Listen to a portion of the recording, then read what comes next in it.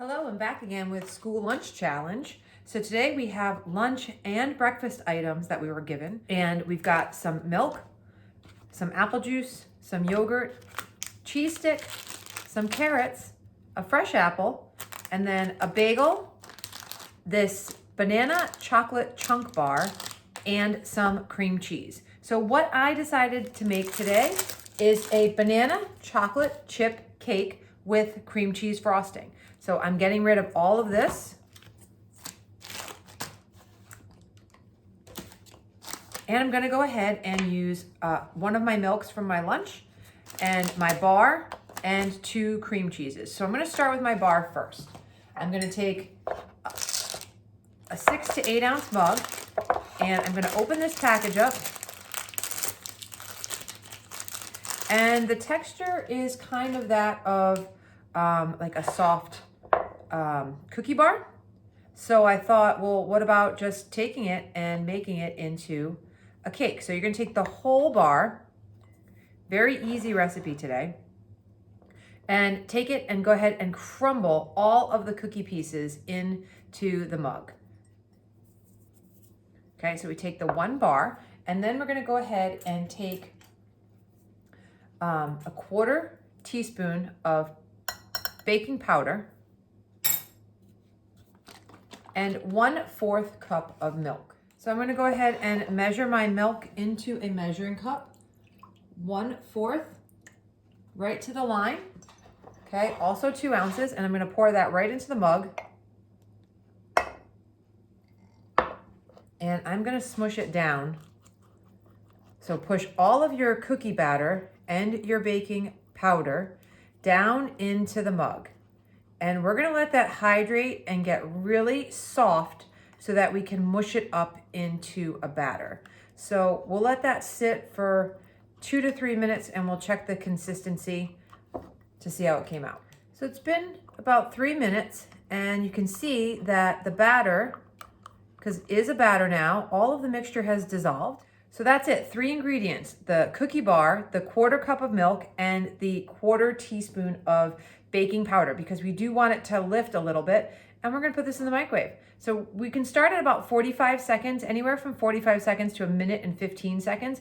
We want this to become a cake. And while that's in the microwave, we'll start making our frosting. So this was 1 minute, but you can see here, right in the center, it's still pretty gooey. So we're gonna go ahead and put that back for another 15 seconds and check it again. So overall, this was 1 minute and 30 seconds. The last 2 pulses of 15 seconds, I would recommend, because you really don't wanna overwork your cake. So we wanna be really careful that we don't make it too tough and rubbery. So this is nice and warm. I'm gonna set it aside. It smells like banana bread in my house, so it smells really good. And because I had this before, I'm gonna be adding milk into my cream cheese to make my frosting. So I've softened my cream cheese. This is a spreadable cream cheese anyway, but I did leave it out of the refrigerator at room temperature to get it soft. Okay, you can see it's kind of soft and pliable. So to this, I'm just gonna stir that around a little bit. I'm gonna go ahead and I'm gonna add in 1 teaspoon of my milk that I started to use. So 1 teaspoon of milk. Add that in. And I'm gonna add in 1 tablespoon of powdered sugar.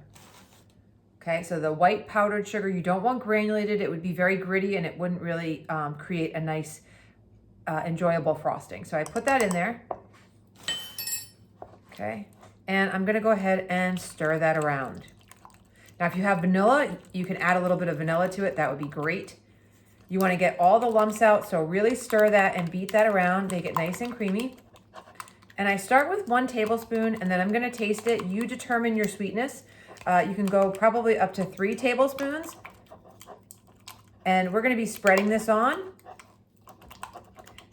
the top, so we don't want it to be too runny and drippy. Okay, so my frosting. Okay, if you'd like, you're gonna add a 2nd tablespoon, tasting it to determine whether or not you want it more or less sweet. Now we have a nice, creamy, spreadable cream cheese frosting. So we're gonna bring our mug cake back, which is in our container and we're gonna go ahead and just drip over that cream cheese frosting. Okay, you can utilize all of it. You can utilize a little bit of it. Save some for later. I'm gonna use all my frosting. So if you only get one container of frosting, I'll put the recipe up there for one container too. And if you really want to make somebody's day and you have little sprinkles laying around, you can sprinkle on a little bit of sprinkles and go ahead and make it a party. So if we test this, get our spoon, go ahead and dig in. Okay, I've got a nice, really creamy, gooey cake that is perfect for service. Banana chocolate chip cake with cream cheese frosting. I can't wait to dig in. School lunch challenge accepted.